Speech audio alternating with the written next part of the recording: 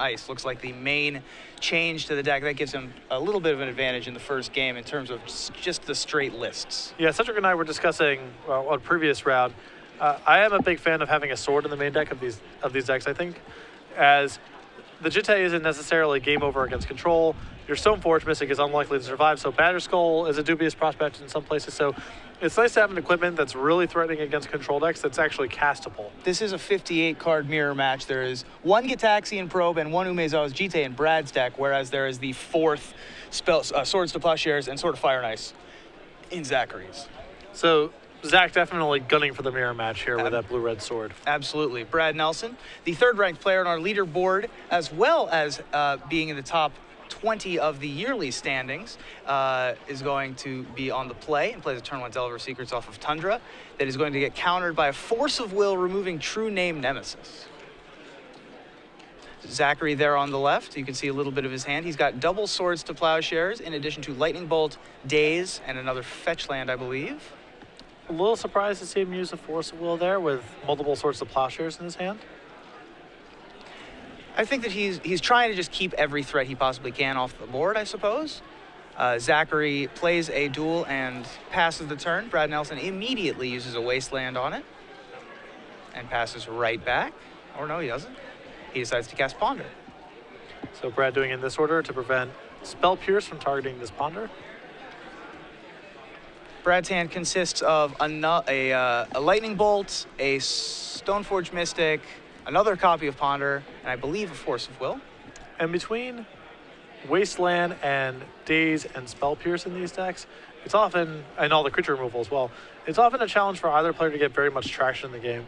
And also both players will spend a reasonable portion of the game missing a color of mana. Even if they are making their land drops, it's fairly easy for these decks with Wasteland to keep someone off of one of their colors of mana. Yeah, they only have so many colored sources in the deck.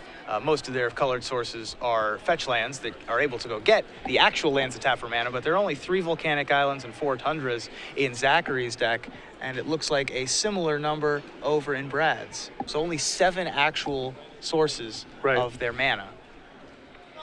Delver of Secrets from Zachary Scott on his next turn is matched by Stoneforge Mystic, which is met by Daze, Zachary returning the land to his hand. Is unable to flip the Delver of Secrets blindly, does not have a way to fix the top of his library, no Ponder or Brainstorm, and instead just simply replays his Tundra. Tundra for Brad Nelson means that those 3 Tundras produce True Name Nemesis, naming Zachary Scott. We've had a couple of interesting True Name Nemesis situations pop up throughout the day. One of my favorites was watching over the shoulder as Tabernacle of Pendrell Vale and True Name Nemesis provided some interesting rules interactions that didn't actually end up turning out for the True Name Nemesis player, but just interesting things to think about. And you can see why Brad was willing to run that Stoneforge Mystic last turn into a potential Daze, as he was trying to bleed out a Daze. If the Stoneforge resolves, that's great, and if not, then he can set the table for True Name Nemesis, which you now see him play. Yep, Zachary is still unable to flip the Delver as Brad casts the second Ponder that is in his hand. He drew Batterskull for the turn. Brad appears to be happy with the top of his deck, finds another fetch land that's going to bring down that Batterskull in short order, I would imagine. He also has another Brainstorm in his hand to turn it into a Braincestral Recall, as Adrian Sullivan always used to say. So you see Zachary here trigger his Delver, look at the top of the deck, presumably not flip the Delver and not like what he found up there, so he's sacking his fetch land to get a fresh draw step. Yep. Got a little free peek during his upkeep, did Zachary, and so he's going to proceed with his turn. Still 2 Swords to Plowshares and a Lightning Bolt in his hand, but that True Name Nemesis has protection from Zachary Scott, and so he can't use those efficient elimination spells on the 3-1. Yeah, Zachary is going to have to flip the, well, he forgot to draw. He needs to draw a card here. Yeah. So before we back up, we're going to back up here really quick. Make sure that Zachary actually draws for his turn. Yeah, Brad is going to fall to 17, by the way. So just confirming here. Yep. Sometimes this operation stuff can happen if there's players are not really used to doing a ton of stuff in their upkeep, so it's easy to get your sort of rhythm disrupted when you have an effect like the one that Zachary just did. And with so many Brainstorms and Ponders, you can lose track, and that was a pretty good draw step. as he draws True Name Nemesis to be able to try to resolve here if he so chooses, considering that the other 3 cards in his hand can't really do much at the moment. So Zachary trying to debate whether or not he wants to walk this into a potential counterspell. Decides that the answer is yes, and I assume this will prompt a response from Brad, who is going to be looking for some answer to this. Yep. He's going to find another True Name Nemesis, a land, and another land, and that's going to give him not only the 5 mana for Batterskull, but a second copy of True Name Nemesis, which is really going to put his foot down on the gas. He's already ahead in the life total race, although a Flip Delver could certainly change things there. But he's also got the Batterskull to be able to flip the script entirely. Yeah, I think he's actually going to just get rid of these 2 lands, use his Bolt on the Delver of Secrets, try to land his other True Name Nemesis, and just win the race. There's not a lot of draws for this spot that Brad has to be too terribly concerned with. It's basically Stoneforge, maybe next turn swings the race, but Brad's going to be well on the front foot. Absolutely. He also he has an advantage in the life total as well as the number of cards left in his hand, too, or the number of usable cards left in his hand. Lightning Bolt is going to take care of that Delver. The True Name Nemesis will then resolve, and Zachary will pass the turn tapped out and with Swords Bolt in hand. True Name Nemesis, Zachary pointed at Brad, making sure that it named the correct opposing player. And there is a 3rd copy of True Name Nemesis.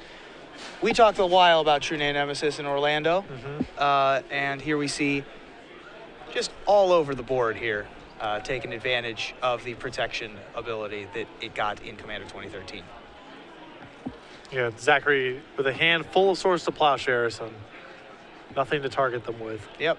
So he's just going to attack for 3. Brad is going to be able to attack for 6 a turn. That's a 2-turn clock if Zachary is unable to turn it around, and he doesn't have a ton of ways to do that. It's pretty much just Batterskull in his main deck to be able to gain life back. It is a weird idiosyncrasy of these blue-white red Delver lists, how susceptible they are to True Name Nemesis. I mean, it's basically just some red blast in the sideboard, but once one's in play, you just got to work around it. Yeah, absolutely. Their main answer to it is trying to Force of Will it on the way down. And it looks like Brad Nelson's going to take game 1. So the 3rd overall ranked player in our Charlotte seasonal leaderboard, Brad Nelson, currently sitting on 118 points before this weekend's festivities. He may have picked up some more points in the Standard Open yesterday, but he is also going to move 1 step closer to the top 8 here in the Legacy Open of SCG Columbus. And he and his driving buddy, Todd Anderson, still in top 8 contention right now. Would be a pretty fun car ride home if those 2 were able to meet in the finals. Absolutely. They both like that quite a bit, I think. Although the finals would be quite tense still because they're both in the race for the same spot at the top of the standings.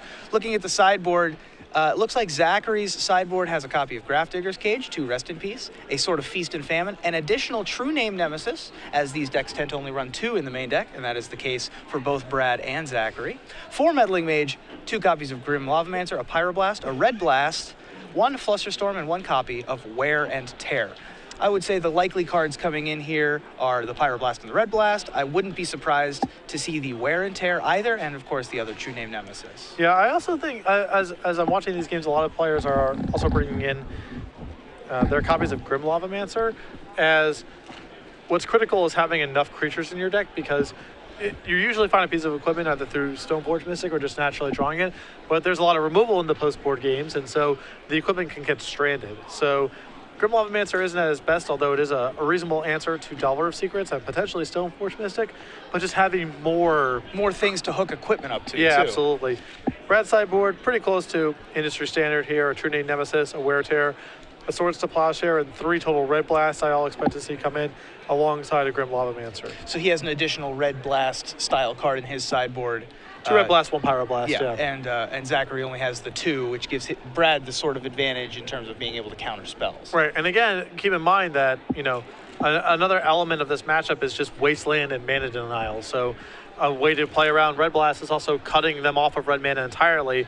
That's a thing that comes up fairly often. Extremely similar lists here, and Brad unsurprisingly being able to take down a mirror match considering former Player of the Year status, Grand Prix, smattering of Grand Prix finishes here. I mean, even as something as simple as, Zachary using his Force of Will on the turn 1 Delver with Plows in his hand and dying to True Name Nemesis with 3 Swords of Plowshares in his hand, that's a critical difference in how that game played out. Absolutely. all this stuff, Legacy has so much attention to detail. In Standard, the games are primarily played on the board. It's usually creatures versus creatures, planeswalkers thrown in the mix. It's the stuff that's happening on the board. Legacy, the games are much more about being played in the hand. It's very much more spell-oriented and much more about sculpting your game plan that way. So there are a lot of, subtleties that occur that in Standard, it's more clear when mistakes get made because it's happening on the board for the most part. In Legacy, it's much more subtle because it's the player interacting with their own hand. Both of these players are shuffling up for game 2. Brad Nelson and I had a conversation yesterday that you can see on the coverage page for SCG Columbus about how he's decided he's not going to mess around for these last couple weeks before Born of the Gods comes out. He's just going to be the bad guy. He's decided to turn heel for a little while and just play the best decks and play mono black and play blue, white, red, decks that are tried and true. And he's a good player with those decks. He's just going to try and grind it out. So Zachary draws up a reasonable but land-heavy hand of 4 lands, Grim Lavamancer, Pyroblast, and Swords to Plowshares. Crucially, he does have the 2 fetch lands to be able to activate that Grim Lavamancer should he need to against an opposing Delver of Secrets on the other side of the board. Brad's hand, meanwhile, looks like I see 2 copies of Red Elemental Blast. Did I see that right? Nope. There's 1 Lightning Bolt and 1 Red Blast in addition to Brainstorms and 2 Brainstorms and a fetch land. Yeah, and these are the type of hands that Brad is keeping right now that are very susceptible to Wasteland. Absolutely. He's able to dig his way out of a lot. As you also see, he does have the Batter Skull in his hand that he's going to try to Brainstorm away with the fetch land, but this hand is very susceptible to a Wasteland. Zachary's going to lead things off with Grim Lavamancer off of Arid Mesa into Volcanic Island. So Brad is going to be able to untap. He finds himself a Wasteland. Brad has himself some choices here. He can go with the turn 1 Delver, or he can try to Wasteland Zachary, see if he's kept a land light hand as well, but Brad is going to go with the Delver. And as I mentioned, Zachary does have the second copy of a fetch land in his hand, so he's going to be able to pick off that Delver pretty much immediately. Lightning Bolt targeting the Grim Lavamancer before anything gets too out of hand. Yeah, Zachary, not only just a fetch land, but Brainstorm or Ponder both turn on a Grim Lavamancer activation. So way too risky for Brad with too little upside to go for the Delver of Secrets there. Yeah, I think that Zachary can fairly easily anticipate that Brad has a creature draw, wanting to take down that Grim Lavamancer immediately before it's able to use up any of its resources or any of Zachary's mana in the early game. Both players, by the way, on turn 2, wasteland their opponent's mana bases. So We'll see who that favors. It appears to be Zachary, seeing as he has a mana source and Brad does not. Yeah, Brad is going to have to discard here. Now, Zachary's still with no action, so Brad can get this turnaround pretty quickly with a land, but again, not a lot of lands in this deck. Brad only actually has 17 lands in this deck left, 3 of which are wastelands. Yeah, not a lot of mana sources in these Delver decks. That's part of the power of them. When Alan Comer first did the blue-green, I believe it was Miracle Grow decks, he showcased the power of how cantrips are part of your mana base. And that's really what the Legacy metagame is all about these days, is just using fetch lands and especially Brainstorm and Ponder to be able to fix your mana base.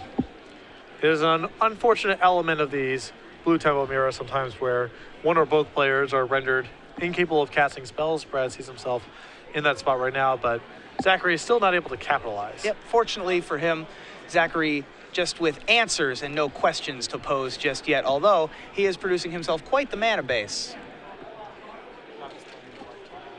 And so we have 3 Scalding Tarns in play on Zachary's side of the board, in addition to a Volcanic Island. Brad with just a handful of spells, as it appears. Those dazes aren't going to be particularly useful as Zachary keeps hitting land drops. And Zachary finally draws a Ponder, which may allow him to do something here. Yep, start applying a little bit of pressure. Crucially, none of the cards still in Brad's hand are Force of Will. So if he decides to try to play a threat here, he will be able to land it. Yeah, I suspect Force of Will gets sided out in this matchup. You have Pyroblast and Red Blast to protect yourself against True Name Nemesis, which is the one card that's really hard to interact with, and otherwise, there's not really any critical Force of Will targets. Yes, Stoneforge Mystic Matter sometimes, but you have a lot of removal. Same thing with Delver. Yeah, 2-for-1s are not something, you don't want to be 1-for-2ing yourself in this matchup, as many of the cards in the deck will punish you heavily for doing so. Brad finds a Wasteland, as you had mentioned, one of the few lands remaining in his deck that taps for mana. Unfortunately, colorless not exactly what he's looking for, but he will keep it in play in case he's able to use it later to cast a Stoneforge Mystic. Meanwhile, Zachary plays out land number 5 with a hand full of lands still, 3 lands in addition to 3 kill spells. And Brad has just picked up Misty Rainforest, so might be able to get the ball rolling here a little bit. Yep. In the battle of questions versus answers, we have the ability to finally start asking a couple questions. And so Brad is going to see if he can resolve probably Delver of Secrets here. Yeah, well, certainly I think he's going for Delver, given that he searched for Volcanic. He's trying to play around Daze a little bit, and he just can't afford, now that he's discarded so many times, to start trading his threats for Dazes. So he does trade it with a Pyroblast, which is pretty good for him if he happens to find a land in True Name Nemesis. One of the few ways that Zachary can answer that. Wasteland on the top of Zachary's deck is yet another land, but it is able to keep Brad off of lands himself until his next turn when he finds another copy of Flooded Strand. And now Brad's list plays 3 copies of Volcanic Island. If he goes and gets Volcanic now, that means that 1 more Wasteland and he is without red mana for the remainder of the game. Yep, that's going to be pretty dangerous, but he's going to do it anyway, it looks like. Still thinking it over before he decides to do so. And this almost certainly means yet another Delver of Secrets coming down. I believe he has a Lavamancer in his hand as well he might want to deploy, but he's going to go with Delver. Yep, he just wants to get the pressure on the board. But Zachary has still a couple answers left. He has a copy of Lightning Bolt and a copy of Swords to Plowshares, and so Lightning Bolt is going to light up the Delver of Secrets before Zachary's next draw, which is Spell Pierce. I think that Brad would prefer to just keep trying to play creatures at this point. He does find another Wasteland, so he'll be able to play around Spell Pierce if he wants to play Red Elemental Blast or something along those lines. Yeah, I mean, he can add a Lavamancer or just hold up Red Blast to protect himself from True Name Nemesis. Zachary's shields are pretty close to down. I mean, he's down to just a Spell Pierce, a Swords of Plowshare, and 3 additional lands in his hand. Yep, I think that, well, at any point he could top deck a True Name Nemesis and really turn things around, as is the case with both decks. But Grim Lavamancer from Brad's side of the board will tilt things slightly in his direction, as the last kill spell is out of Zachary's hand. So all of the creatures that Brad plays from, well, there's the top deck Swords of Plowshare, so I spoke too soon. But the fact that Zachary is only able to draw kill spells and lands and not able to put any power and toughness onto the board is really just giving Brad as many draw steps as he can really use. Right. And you see Brad has just picked up an Arid Mesa too, so he's going to get to really get the ball rolling here. I see this a lot in draft games where one player is early mana screwed and another player is mana flooded, and almost invariably the mana screwed player eventually finds just enough lands to be able to start playing, and because they have so many more spells, they're able to pull it through. Yeah, certainly when the flooded player doesn't apply any pressure, that's a lot of draw steps. You're seeing Brad get access to here, and now he's going to go get a Tundra, and now he has some real resources to work with. Yep, and he's going to drop Stoneforge Mystic here. And even though he has a handful of cards, none of those cards are going to be able to answer this Stoneforge Mystic at the moment. It is going to be able to go get him an equipment, even if it does have to become a farmer thanks to Swords to Plowshares later on. Again, Zachary's hand here, just a Swords to Plowshares and a Spell Pierce. And he's going to get Umezawa's Jite with the Core Artificer from World Wake, I believe, right? Yes. And that's going to go to Brad's hand. One of many Insano rares from that set, including Jace the Mind Sculptor, the Cycle of Manlands, many others. Was Vengevine in that one also? No, that was Rise of Eldrazi. Rise of Eldrazi. Now, there were quite a few good ones in that set. There was a draw of Wasteland here. Let's see how knowledgeable Zachary is about the list. He could have made a bold play there and tried to cut Brad off of red. Now, Brad's still running out of lands. Let's be clear about that. Yep. But that could have just been no more red mana for the remainder of the game. Well, he's certainly familiar with his own deck, so I think that he knows that there are only 3 volcanic islands compared to the 4 tundras, but he wants to keep Brad off of white in case there's another Stoneforge Mystic lurking, as well as Swords to Plowshares. Brad, not really in desperation mode to use that Brainstorm, but he's had it for a while and decides now to use it, and he finds 2 fetch lands. Yep. So he's going to be able to find tundras aplenty. Very good for Brad, too, as, he's in a spot soon where he's going to be able to actually deploy True Name Nemesis. He's drawn another copy of Stoneforge Mystic, so we can, for example, put the Umazawa's Jitte back if he's feeling so inclined, try to resolve this Stoneforge, really outcard him. He still has to be wary of True Name Nemesis, as that could shift the game at a moment's notice. Yeah, this turn he can play a Tundra and play the Stoneforge Mystic, and then next turn he'll be able to play the other fetch land, get 3 blue mana symbols in his mana base, play the True Name Nemesis with a red Elemental Blast backup. So it looks like he's going to go searching his deck for a Tundra and dropping Stoneforge Mystic this turn. Yep. Zachary just did not draw any of his cantrips this game. He drew 1 Ponder, I believe. Yeah, and that was a Ponder where he had to shuffle. Yeah. In spite of having multiple fetch lands in play, which means he really only had... He didn't even find a single card in that Ponder that he wanted. Right. And yet another land from Zachary. The flood continues. Brad has if Brad goes for True Name Nemesis next turn, Zachary's shields are down. Yep. A True Name Nemesis untapping without Summoning Sickness is bad enough, let alone another threat later in the game, although it appears as if he is content to just ride this Stoneforge Mystic. Well, he has to think about this. I mean, so many cards in Zachary's hand, it's hard to imagine that none of them are spells, even though essentially none of them are spells. And Zachary's line of play has been consistent with someone potentially having red Elemental Blast. So, it's something to worry about, but, things are not going to get any better. Brad has a sense, at least to some extent, that Zachary's flooding out, but... And there is True Name Nemesis. That resolves, and that will name Zachary Scott. In comes Stoneforge Mystic to drop him down to 18. And yet another land. This is unbelievable. The that extent to which is so Zachary many is flooding lands, out. yeah. Got to be over half the lands in his deck at this point, with 5 in play, 4 in the graveyard, and looks like 4 or 5 in hand as well. Yeah. Not but a Spell Pierce does Zachary have, and Brad is able to continue playing his cantrips. There's a Ponder. And instead, there's a lot of people who would just say, well, why wouldn't you just play Jitte and put it on your guy? And again, Brad's in a position where it's hard to imagine Zachary's hand actually is what it is.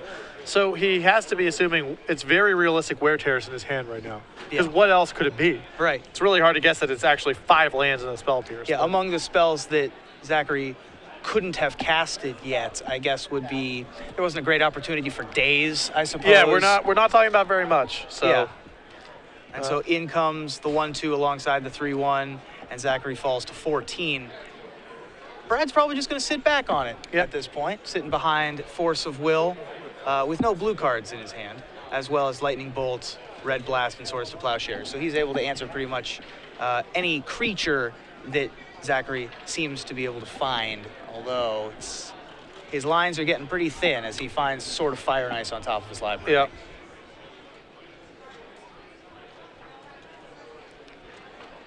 Yeah, being able to untap with Stoneforge Mystic and being able to untap with True Name Nemesis, things are not looking great for Zachary's side of the board as another Pyroblast joins Brad's hand. Again, I think Brad's trying to be careful about a potential wear tear here. Because he has to be worried about Zachary drawing and casting True Name Nemesis.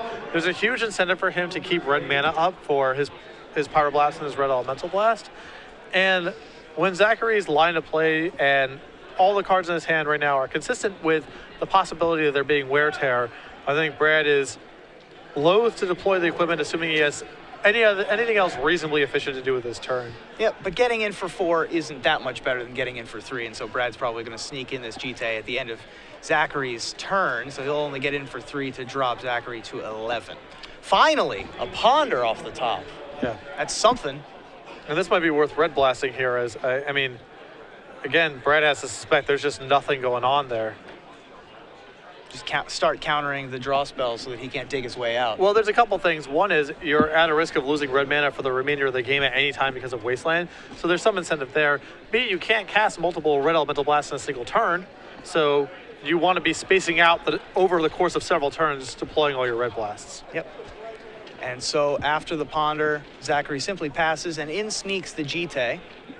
So do you think Brad just brought out the Jite for funsies, or you think he's going to try to equip it this turn? I think he's going to go for an equip. I mean, he wouldn't have cast it otherwise. He still could play, keep up Pyroblast mana and play around Spell Pierce if he wanted to, but okay, I guess he's still content to do exactly just that. Yeah, I don't think that equipping the Jite doesn't speed up the clock that much. Right, because he still wins the next turn with Lightning Bolt and an attack for 4. Right. So from 11, Zachary falls to 7, finally finds himself a Stoneforge Mystic. And actually, that is going to resolve, although it's not really going to help things too much, is it? He might be able to cast the Batterskull that he finds. Oh, he can play a land and sack his fetch lands, and yeah. I mean his go to 4 or 3. Actually, he's flooded out badly enough that it's possible his fetch lands have nothing left to find. Yeah. Good point. I'd have to look at the contents of his graveyard there to see if he could do that, because he does have 2 more duels in his hand. What a really strange game. Absolutely. Not how we drew it up when we designed Blue, White, Red Delver. Typically in games in which you get flooded, you can fix your hand a little bit if you draw a Brainstorm and then sort of, piece together, cobble together a reasonable hand. But instead, the flood just kept on coming for Zachary. And so Stoneforge Mystic is on the battlefield. He may choose to try to equip the sword, but Swords to Plowshares is going to take care of the Stoneforge Mystic before it can get in any attacking, blocking, or viling in of artifact duties. And that's going to be it. So, Zachary Scott, the victim of some unfortunate draw steps, as well as the victim of a former Player of the Year, Brad Nelson.